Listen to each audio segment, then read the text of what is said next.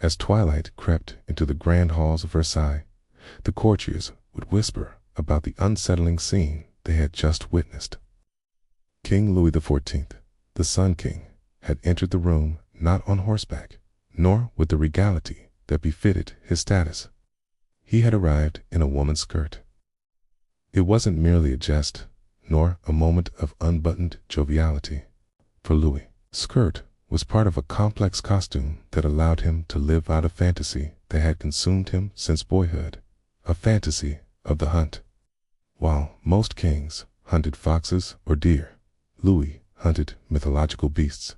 He designed elaborate costumes that transformed him into hairy, wild men or fearsome monsters, complete with horns and gnashing metal teeth. Then he would unleash dogs on unsuspecting courtiers, letting loose a bark that echoed through the palace as they scattered. But Louis wasn't merely a man-child with expensive tastes. He brought that same manicured attention to detail to the entire royal court. Every sunrise, he would enter the royal chapel, not on bended knee, but from above. A platform would be erected to raise him above the kneeling nobles, allowing him to descend slowly, as if from the heavens. Similarly, when he entered a room, a long pole would be placed before him, like a scepter, and he would hold it high, keeping his face carefully impassive as courtiers bowed before him. In this way, Louis made every entrance a performance, every action a calculated display of power. As his mind grew older, his habits did not. Louis grew increasingly obsessed with cleanliness, donning a new set of specially designed underwear every day and demanding that his attendants shower thrice daily, each time using a new sponge. Was it mere hygiene or a fear of contamination? No one dared ask. A similar single-minded focus characterized King George III of England. He, too, was haunted by invisible enemies, not witches, but germs. Long before the science of contagion was understood, George III saw dirt as a deadly foe. He constantly carried hand sanitizers and avoided touching anything that could become soiled. He changed his clothes multiple times a day and insisted that servants sleep outside his bedroom door to monitor his health. When Queen Charlotte pointed out the absurdity of sleeping outside a door, he replied, "What is absurd?" When his counselors looked equally puzzled, he added, "It is absurd for a person to do anything they don't like." This insistence on routine and control extended to his garden. He delighted in cultivating miniature landscapes, filling his garden with paths, bridges, and tiny buildings. He also kept bees, not for honey, but to watch them die in elaborate patterns he painted on the floor. For George, it was a kind of grim art, a pattern of death that fascinated him. These kings were driven by obsessions that bordered on madness. But no king was more consumed by a singular desire than Henry VIII of England. His singular obsession was, of course, food. Food was his pleasure, his pastime, and ultimately his undoing. Henry kept a detailed diary of his eating habits, noting not just what he ate, but how much and when. Even in the throes of marital strife, his mind returned to meals. There was no delicacy too rich or too rare for him.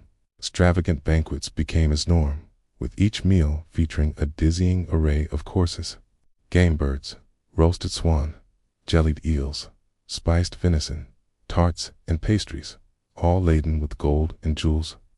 By the end of his reign, his weight had ballooned to nearly 400 pounds. His enormous frame strained against his clothing, and his health deteriorated. Doctors prescribed a bland diet of milk and bread, but Henry could not bear the thought of giving up his beloved delicacies. He continued to feast, enjoying the taste of his final meal: suckling pig with sauce and saffron. On January 28, 1547, his massive weight and gluttony contributed to his early demise. At 55, his body gave out, leaving behind a series of wives, a daughter, and an empire built on consumption, both of which were denied him. These kings might have ruled over vast empires, commanded powerful armies, and been the center of courtly intrigues. But in the confines of their chambers, they shed the heavy robes of royalty and donned costumes of a different sort, becoming not just mad, but magnificently strange. Do you find these tales fascinating or disturbing? Would you have enjoyed being a courtier in such courts? Let us know in the comments below. A long time ago, in a faraway place, there was a very powerful king. Now, we know that kings are supposed to smell like roses and old books and furniture polish, right? But this king, oh no, he smelled like vinegar. Imagine a king smelling like vinegar. It's almost worse than one who smells like nothing at all. You see, this king wasn't your average medieval monarch. Oh no, this was King Henry VIII of England, the guy with the 6 wives and the whole "I am the head of the church" thing. But behind the throne, this guy was straight up weird. I mean, you'd expect royalty to be a little odd, but this dude took it to another level. First off, let's talk about the smell. The man couldn't stand the idea of germs. I mean, he didn't know what they were, but he knew he didn't want them around. So everywhere he went, he had servants trailing behind him with cloths soaked in vinegar and herbs. They would wave those things around like it was some kind of magic potion that could kill the bad stuff in the air. And hey, maybe it did. We can't discount it, but we can discount the fact that he wouldn't drink plain water. No, sir. He stuck to ale and wine because he believed boiling or fermenting was the only way to make water safe. Can you imagine the irony? The guy who wouldn't touch clean water was covered in the filth of others, literally. See, during Henry's day, people thought diseases came from bad air. You know, the miasma theory. They believed that illness could literally be in the air, waiting to jump on you like a hungry tiger. Now, Henry was no different. And this made him super paranoid. I mean, he was already stressed out trying to produce a male heir, dealing with rebellions and breaking away from the Catholic Church.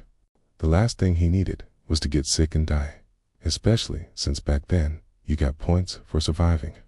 But it wasn't just the smell of vinegar and the no plain water rule. This king had some other pretty strange habits. Like, seriously, you think the story of the king who talks to ghosts is crazy? Yeah, me too. But here's Henry doing just that, whispering to the flickering shadows in the dimly lit great halls of his palace. He would sit alone in those vast spaces and talk to the darkness. Servants reported hearing him bargaining with invisible advisors and even his victims. Some say he was insane, others say he was just lonely. But the truth is, well, no one knows. Maybe it was the stress of being a king with questionable hygiene habits. Who knows? Then we have Peter the Great of Russia, this guy who loved all things foreign like Western customs and technology, and also dentistry. Yes, Peter was obsessed with teeth. He always carried pliers with him and would pull out anyone's tooth if they let him. I mean, anyone, friends, courtiers, even strangers. Once he met someone, Peter would ask if he could pull out their tooth, and if you said yes, well, you probably wouldn't leave the encounter with all your teeth. Hey, and it wasn't just about pulling teeth. Peter the Great had a thing for oddities. He had a cabinet of curiosities filled with all sorts of weird stuff, including severed heads in jars. To Peter, these heads weren't just relics of the past. They were proof of his power over life and death. Talk about a macabre hobby. This man truly was a legend. From Henry's vinegar boys to Peter's tooth fairy gone wrong.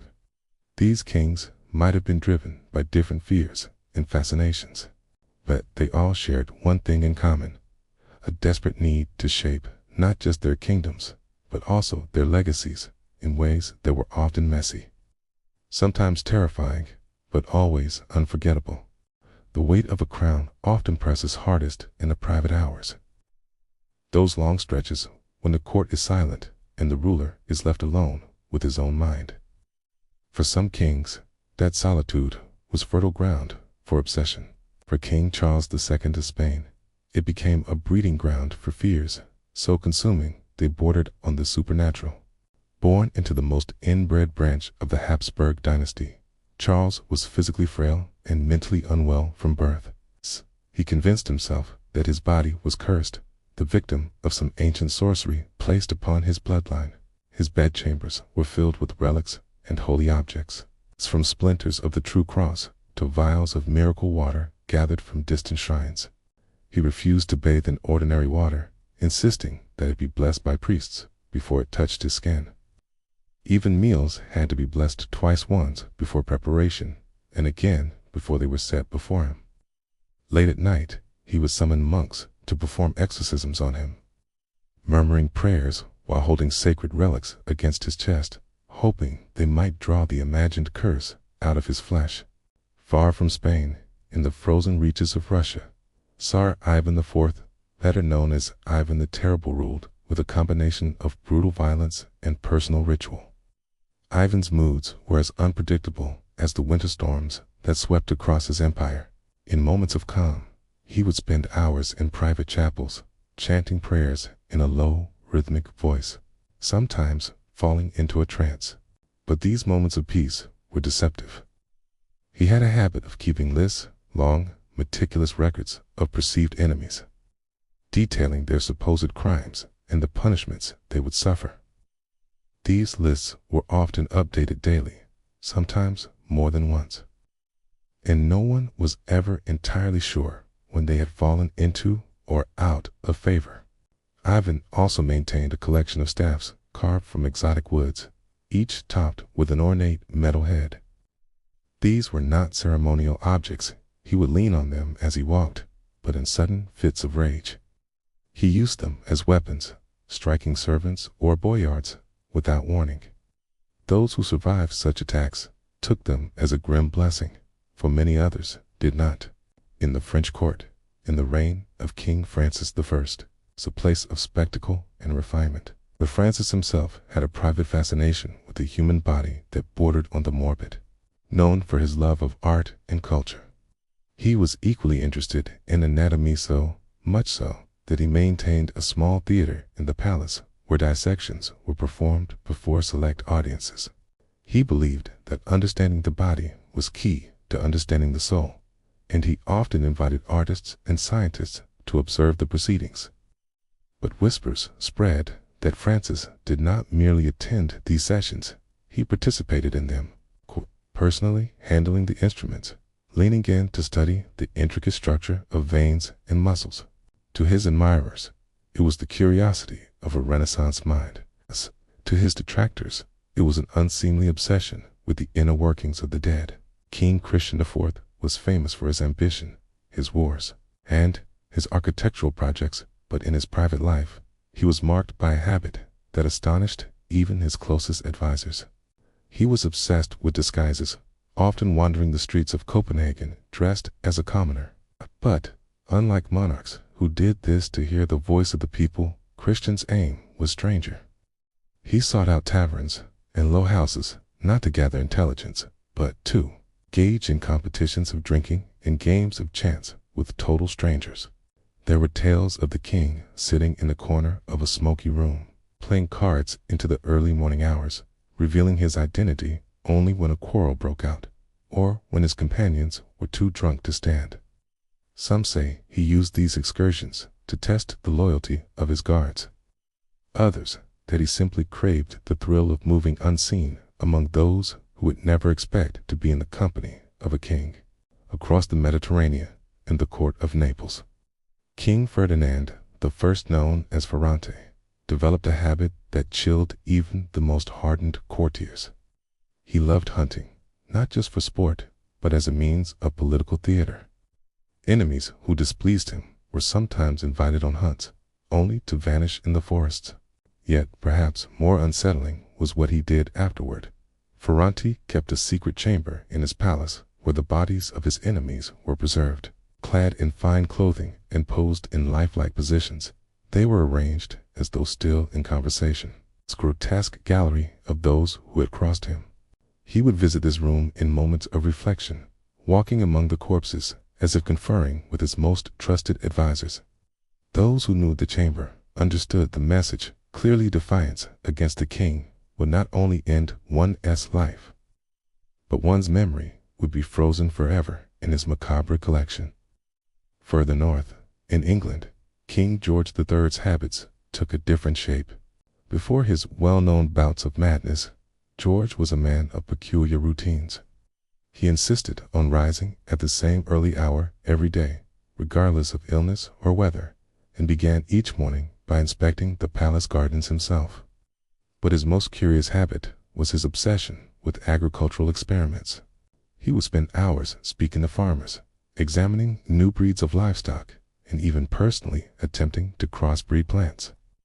These experiments were not limited to the fields. George had certain foods prepared in unusual combinations. He was convinced that they might lead to improved health or even extended life. He meticulously recorded the results in a private journal, treating each meal as though it were a royal decree in itself.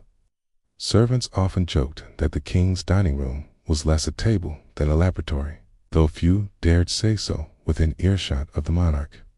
These kings ruled lands vast and small, their names etched into the chronicles of history. But in the quiet corners of their lives, in the rituals and fascinations that filled the hours unseen by their subjects, their humanity was revealed not in acts of mercy or grandeur, but in obsessions that bound them as tightly as any chain. To understand them fully is to walk not in their public halls of power, but through the locked doors where their strangest selves lived, breathing in the shadows. Welcome back to the channel. Obsession is a powerful force. It can shape our thoughts, influence our actions, and even define our existence. When it comes to royalty, we often imagine figures of power, privilege, and control. However, as we delve deeper into the annals of history, we uncover a different side of the coin, the secret obsessions of kings. In today's video, we will explore the darker recesses of their minds, exposing the peculiar and sometimes unsettling passions that consumed these men who once held the reins of nations. Buckle up as we embark on a journey through time to reveal the hidden truths behind closed doors. In the heart of 18th century Spain, King Philip V grappled with the melancholic realities of his existence. After the passing of his first wife, his demeanor shifted dramatically. At times, he retreated into a shell, staying in bed for days, dictating orders while being surrounded by untouched food. He developed a deep-seated aversion to having anyone approach him, keeping everyone at arm's length. Yet, amidst this emotional turmoil, music became his solace. He summoned the castrato singer Farinelli to perform nightly. For hours, Farinelli would sing, allowing the king to drift into a state of tranquility that enabled him to sleep. Music became the lubricant of the Spanish kingdom, holding back the wheels of unrest, at least in the king's mind. From Spain, let's shift our gaze to 17th century Persia, where Shah Abbas I ruled with an iron fist. Known for his ruthless efficiency, Abbas also maintained a deeply ritualized private life. He was a stickler for appearances, spending hours meticulously grooming himself. Key's beard was combed into precise patterns, and the angle of his turban was adjusted to perfection. However, beneath this obsession with vanity lay another curious passion. Abbas delighted in donning disguises to mingle with his people, often posing as a merchant or traveler. He craved the thrill of testing fate, frequently finding himself in precarious situations. Yet, he returned to the palace with a faint smile, as though having passed some invisible trial. Our next stop takes us to early 20th century Spain, where King Alfonso XIII harbored private hobbies that often bordered on scandal. A patron of the burgeoning film industry, Alfonso secretly financed and collected films. He commissioned scenes that would never be shown in public and had them locked away in a vault.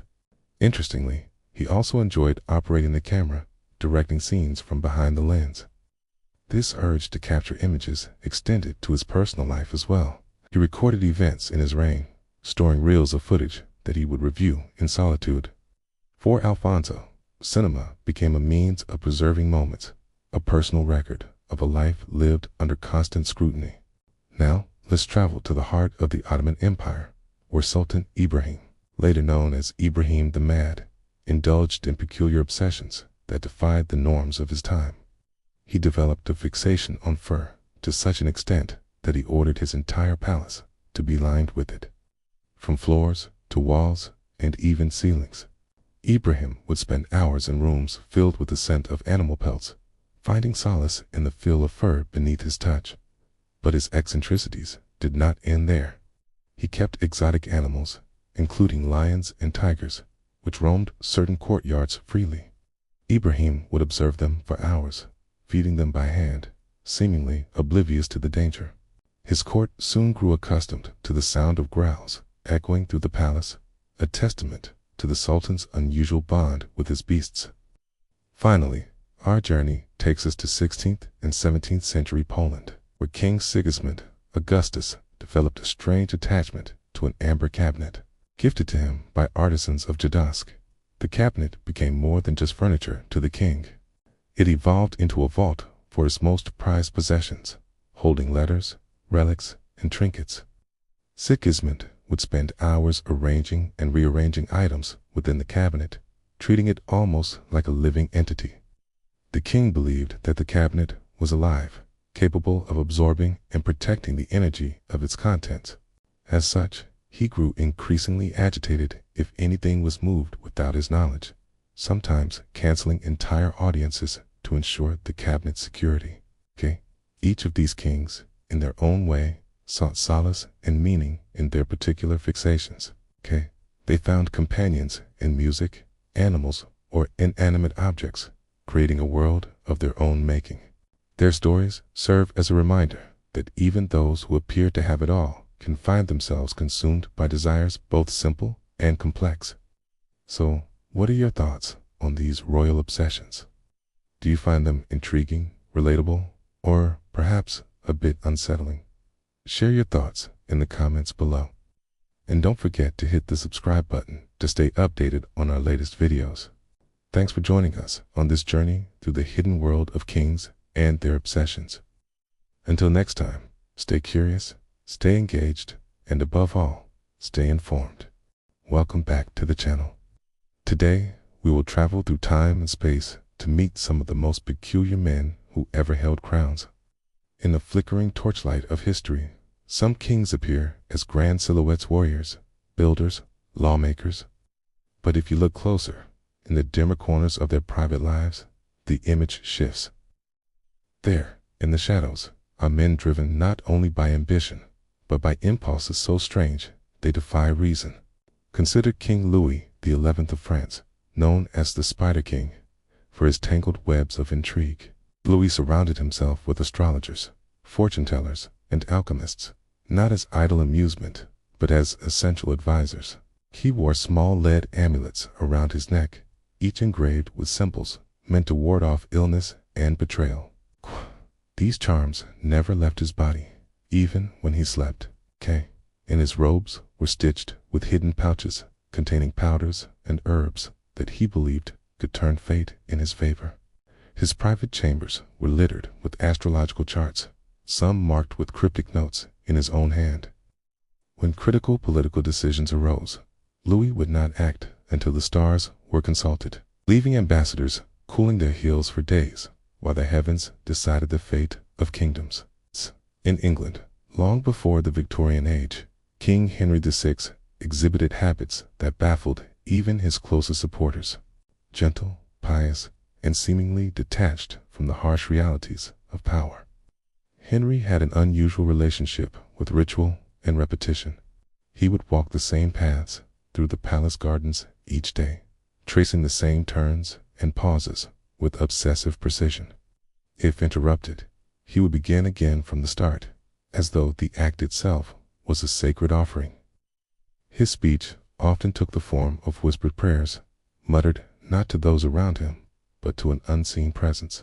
Even in council meetings, he was prone to drift into these murmured conversations, eyes distant, lips moving in patterns known only to him. Some thought it a harmless eccentricity. Others feared it was evidence that the king's mind was slipping away. Far to the east, in the glittering palaces of Siam, King Rama Vajiralongkorn was a modernizer and reformer.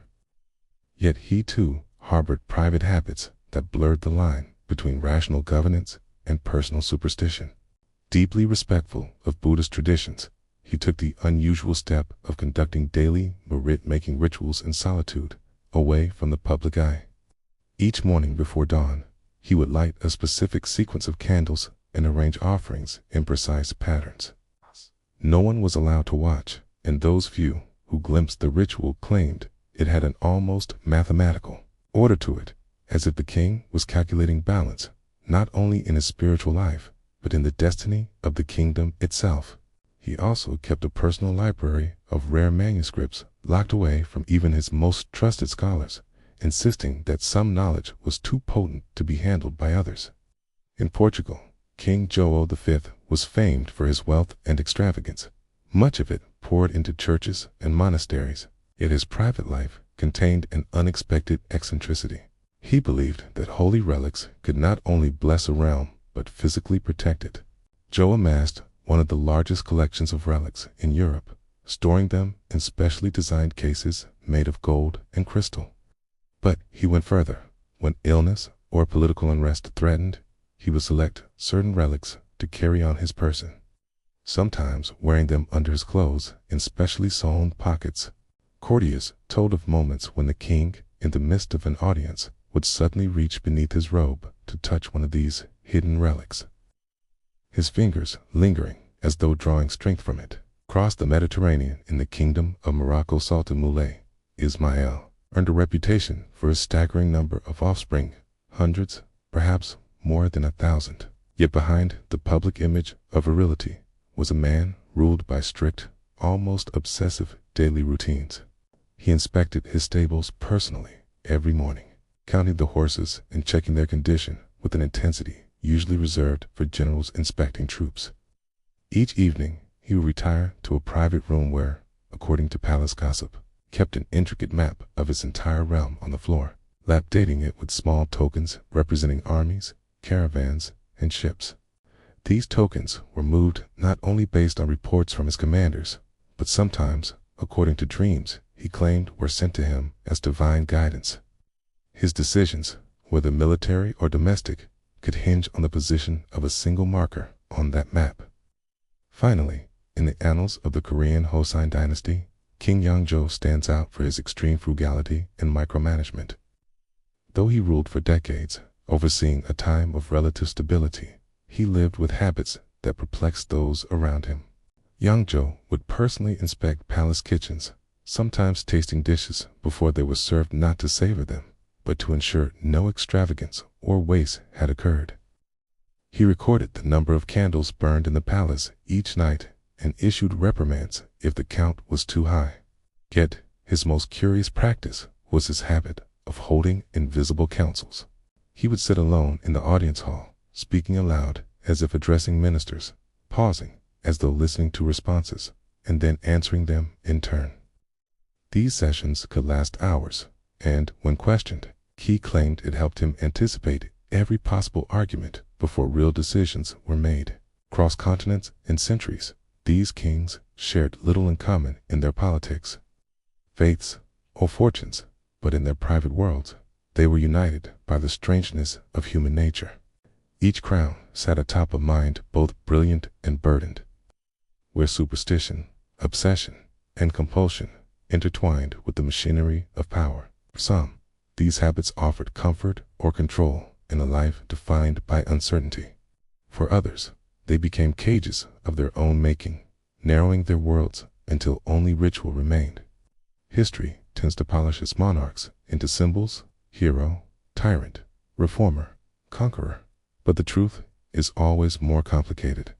Behind the banners and proclamations, each was a man with habits as fragile and irrational as those of any subject, only magnified by the isolation of absolute rule. And in those strange, secret patterns of daily life, we glimpse not just their eccentricities, but the shadows they cast over their reigns. The past is littered with such story tales not found in the clean lines of official chronicles, but in the whispered accounts of servants, the private letters, and the odd artifacts left behind in dusty archives. They remind us that power does not erase the human need for ritual, comfort, and control it, only distorts it, often into forms too strange for common life. And in the end, these habits, no matter how bizarre, are as much a part of their legacy as any law or battle. So, as we step back from these hidden chambers, leaving behind the relics, the locked cabinets, the fur-lined walls, and the ghostly councils, remember this: the strangest truths are often the ones never meant to be seen. The kings of history ruled their people in daylight, but in darkness they ruled themselves, and sometimes they lost. If you wish to keep walking deeper into these shadows, where history is not clean, but raw, not polished, but unsettling, then stay close to the flame. Subscribe to the channel, where every story takes you beyond the gilded surface and into the eerie heart of the past. The throne may be empty now, the halls long silent, but the habits of kings echo still, if you dare to listen.